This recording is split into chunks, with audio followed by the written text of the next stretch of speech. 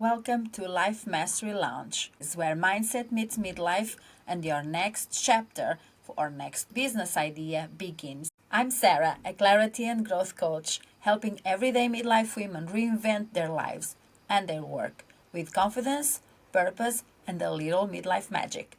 Because you don't need another course, you need connection. Hi everyone, thank you so much for being with us today on the Life Mastery Lounge. And today I have a special guest with me, Stone. Hi Stone, how are you? Fantastic, Sarah. Thank you for having me. Thank you for being with us. Stone, tell us a little bit about you, or a lot about you. Who are you? Well, I come from the planet Earth. My name is Stone Gye. Vocationally, I am a counselor, and I work exclusively with neurodivergent professionals. And I also operate a digital agency that supports, again, neurodivergent professionals, specifically women who are in the throes of perimenopause. That's very interesting. So, you are in the right place to talk about that. Yes, it's just a little bit odd, that a man would be talking about it, but it's just something that has happened over the years. It's not really something that I planned. I guess something that people would want to know is that 50% of the global population is female, and of those women, 100% of them at some point are going to experience perimenopause and then go through menopause. They'll go through the change. So it's a topic that is not really discussed. People don't talk about, and by people I'm talking about women in particular, certainly not men. They're not going to talk about what are some of the changes that one can expect, and it's all very diverse. There are factors such as nutrition, how is your endocrine system working, what are some environmental factors that are impacting some of the symptoms that you might experience. So all of these things impact the level of service that a businesswoman or someone who is an entrepreneur might be able to deliver or not deliver when they're going through that time in their life. And when society doesn't tend to discuss it, it can be a real problem, and in many cases it can feel isolating. And I apologize, I think I just started monologuing. You're fine. Yes, and you're right, it's not talked enough. Let's just go with that. Nobody Mm, wants to talk about that. I don't know. yeah. So, and why is that? Okay, so women go through change at some point in perimenopause and then menopause. And so, why is it that women, when they are leading their business, when they are managing it, why does it feel harder? Even though we know that's the change we're going through. Well, I keep in mind that I'm not a woman, and everything that I'm going to say is stuff that I've read and feedback that I've received from my clients. One of the things that I'll say about it is that that there are cognitive shifts during menopause. So there's executive dysfunction, memory lapse, sensory overload. And so it doesn't mean that a woman is lazy. These are all physiological things that are happening. In other words, their hormones are changing, so their behavior is changing. That's why it can feel more difficult. That being said, there is some good research out there about it. A book that I tend to refer my clients to is called The Upgrade by Louise Brizendine. She's a neuropsychologist. I highly recommend reading that book, regardless of someone being in menopause or perimenopause or not. It's just really good content to have to understand what's happening with your body, what will happen with your body, and to be able to notice some of the symptoms. Okay. That is so true. You know, brain fog is real. I can attest to that myself. And some people are, some women are surprised that that's one of the things that some women go through, because just because someone is going through doesn't mean that the next woman is going to feel exactly the same, have the same changes go, you know. And it can be very challenging. Like you said, it is challenging in life, but in a business, it can be even more challenging. So when we're going through all of that, yet again, all the changes, how can we as women still grow our businesses without the emotional drain? Yeah, that's also that's a great question. I think there was there's a comedian once he gave an analogy, and he said I think it was Chris Rock in one of his bits. He said uh, sometimes he said if you don't have arms, and I'm completely messing this up, but he said if you don't have arms, you could drive a car with your feet, but that doesn't mean that it's a good idea. And in this bit, he was talking about women raising their families um, without a father, and that type of thing. You have to watch the whole thing. It was hysterical. I bring that up to say this, that if someone is going through perimenopause, um, that's probably the wrong time to start a new business or a new project or anything new, because the body is going through changes, and that needs to be addressed first. To further that, if they want to be able to continue an existing business that they're already doing, and they just they're not really trying to grow it, they just want to keep it going. One of the things that they can do is start looking at things that energize them, and then putting automation sequences, things that are going to automate certain aspects of their life. For instance, a lot of women do not participate in self-care activities. You want to automate some of these behaviors in your life so that you're able to have more spoons. And my comments are specifically directed to women who are neurodiverse, although this does apply to neurotypical women as well. You want to automate things. For instance, you want to have it in your schedule. If going and having a manicure and pedicure is something that energizes you and gives you more spoons, I recommend putting that on a schedule, whether it's going to be fortnightly or weekly. This is something that I do. Every fortnight, I go and have a manicure, pedicure, and I have my I don't get a haircut, but I get my beard done, and that always makes me feel nice. I look forward to doing that every fortnight. So these types of things. Now, regarding your business, you also want to have the same things set up. So anything that's in your business that you have to do on a recurring basis, you want to look at what tools, what automation can I put in place while still being able to maintain maintain connection. So with your clients, if you have clients where what is selling or what they're buying from you is the personal connection that they have with you, you might not be able to automate that, but all the things, all the systems around that you can automate. And I'm being vague because I need a particular case to be able to point to it. But with your clients, this is perfect. With your clients, you would be able to do this with them. Okay. I understand, I hear you, and I think you are right, but I also have to mention, and that's what I feel, is that women who are going through perimenopause are just the first ones that very late in life, probably never, were diagnosed or were seen as neurodivergent. Mm. And so That. Yeah, You know. yeah. That's the thing.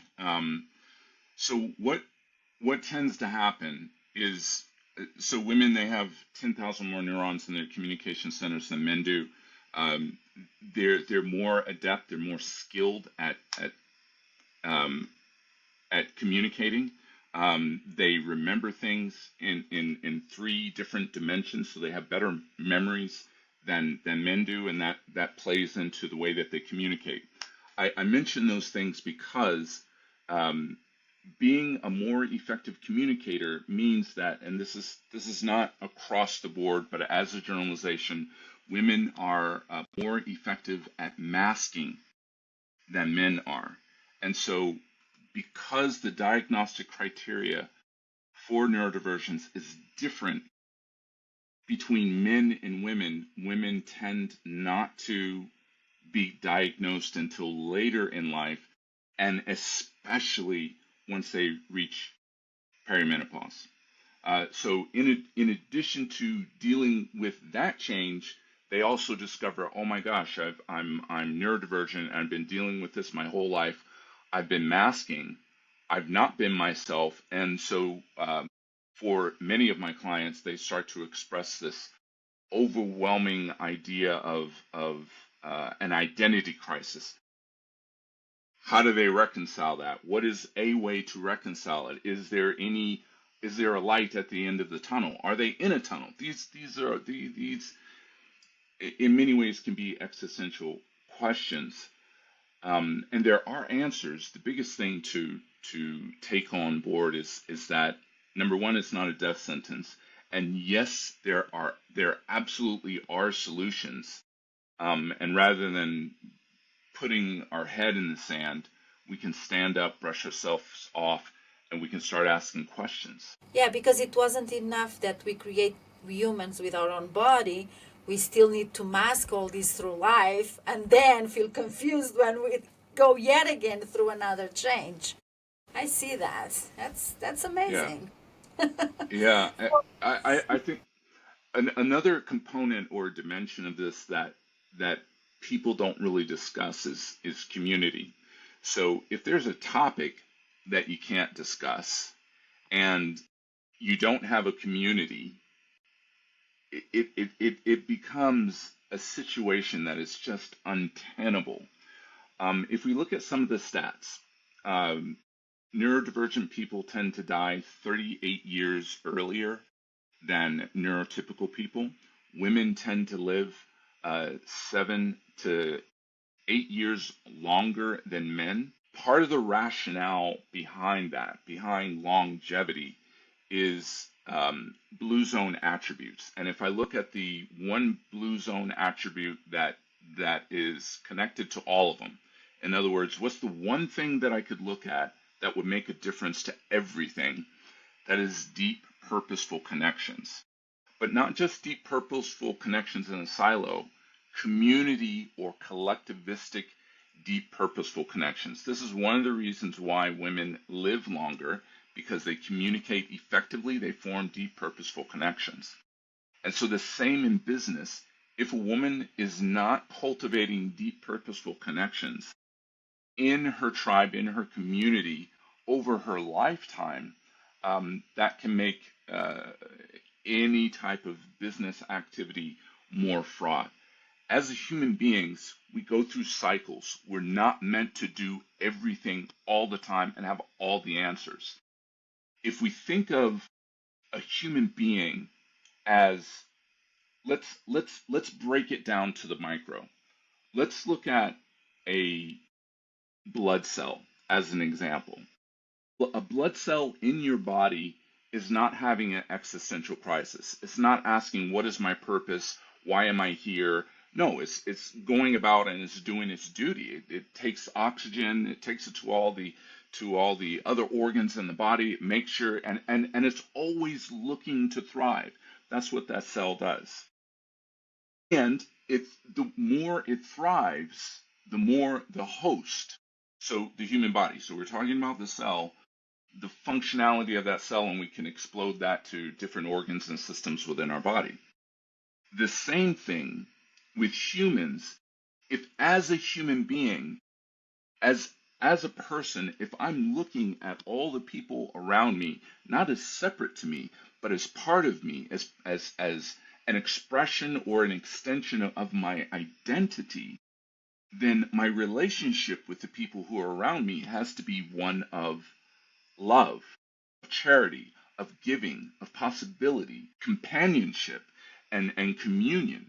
So these types of things are what is going to give a woman more spoons when she's going through that fog, because she has a community around her of people who are cherishing her, loving her, and being a foundation for her while she's going through the change. And these are things that need to be automated within a system, within a community, by design. It's not, you don't want to get into it and then think, okay, how do I figure this out? You want to already have an infrastructure around you.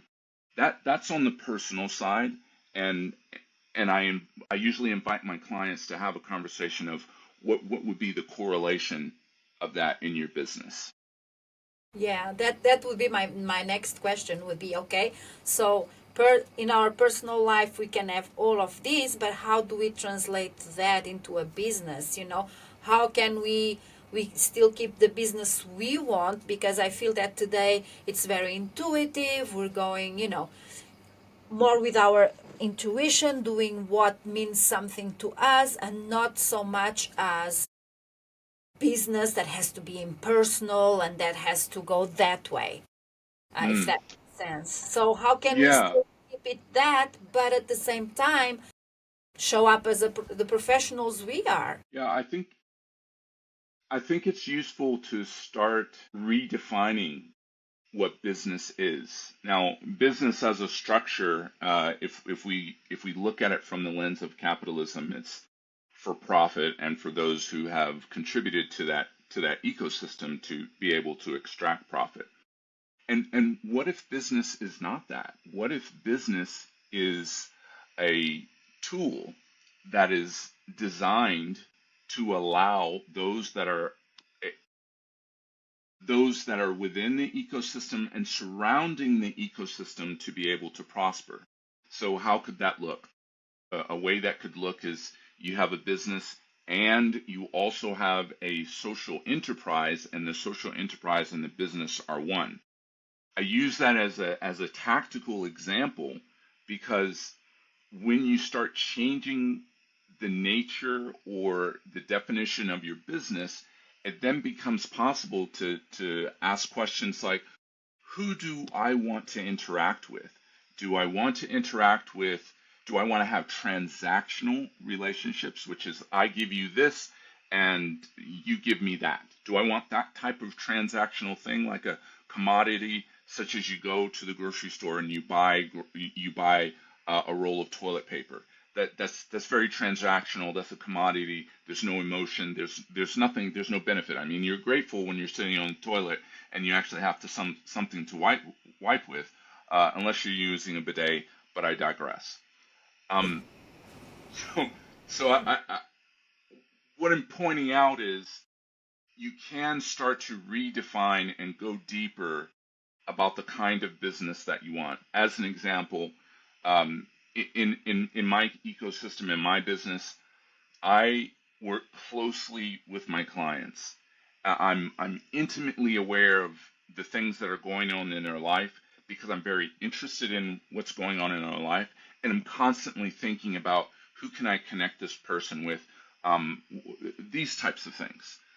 So for me, it's not just it's not a transactional thing. I don't just take their money and here's a box of cookies or whatever. I'm always looking at contributing to them. And if we flip the analogy to a family, say you have children, and not everyone has children, but you can sort of get this analogy. If you have children, when you first have them, it's this new thing, and you want to take care of them. You want to do the best. With your first one, you kind of make a lot of mistakes, but if you have more children, a second or third, you get better. You become more effective at raising your children. And even, and this is what I've heard, I don't know this to be a fact, but even for people who have children that are in their 30s, 40s, 50s, the parents still look at that child, just a generalization, not across the board, as their responsibility to nurture and hold and love. I see mine But the like, but the relationship has changed, right? So if you were to look at that in your business, what is a way that the relationship that I have with my clients, with the people that I do business with, can transform such that we are not in a transactional relationship, but we're in a relational ecosystem where we can feel what our purpose is in life, which is to love. that's good.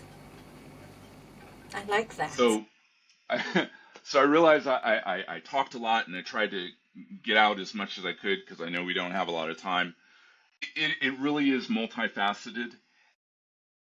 There isn't, like, when we started this conversation and we were talking about women who are in business who are they start to notice that they're perimenopausal. We could answer the the content or the structure or this topic with how long is a piece of string? Well, how long is a piece of string? I don't know how long is a piece of string. But the specifics with perimenopause and menopause is that no one talks about it. Yeah. And certainly not men are not going to talk about it. And in addition to not talking about it, there are all these nuances that we really need to discuss. And if you're a woman and you don't know that you're going through menopause or perimenopause, and you don't know that you're neurodivergent, it can be a huge unnecessary challenge. So, I'm so appreciative of you that we can have this conversation. Again, I want to give a disclaimer that even though I am a counselor, I do work with neurodivergent clients. Most of my clients are women and they're going through perimenopause. It doesn't mean that I know everything. I have no idea how it feels. I only know how to ask questions. That's that's really the extent of my expertise. And this is important. And so I thank you. I'm so grateful for this conversation. I am grateful that you came and spoke to us about this because sometimes really all it takes is someone who seems interested and who asks the questions because nobody's doing that. Mm, So thank you for being here with us today and for talking about this because, like I said, a lot of the women I talk to and work with, they have no idea if, you know, they are neurodivergent or not. They seem like everything is a struggle these days. They don't know what's going on. The mm, business is kind of on hold. They do this and then they go completely the opposite way. And so it's always good to know that, hey, maybe something else is going on and maybe you should look yeah, into that before, starting to stress even more because that's not going to do you any good personally that's or right. your business, right? That's right. And there's a word that people kind of throw around sometimes is should. Every time you hear the word should, maybe just kind of take a step back and say, wait, is that, oh, should I? Do I? And something else that I think is worth mentioning is that having cultural awareness in this conversation is also so important. Eh, Take even you. Uh, you're a woman of the world. You speak more than one language, three languages, from what I understand. You speak three languages. You have a magazine that is global. You have a business, a cohort of women who Yeah. are all over the planet, and they're going to relate to this topic in different ways, especially in the way that their culture informs them is okay to discuss it. And if we're a part of a culture where it's not discussed at all, or let's say our culture is either high context or low context. High context meaning there's a lot of inferences, there are suggestions, there are nuances, but nothing is said directly. That's high context. Low context is going to be everything is direct. It's very, very, very direct. But like you said, what if you don't talk about it? So there's no direct. There's nothing. So Yeah.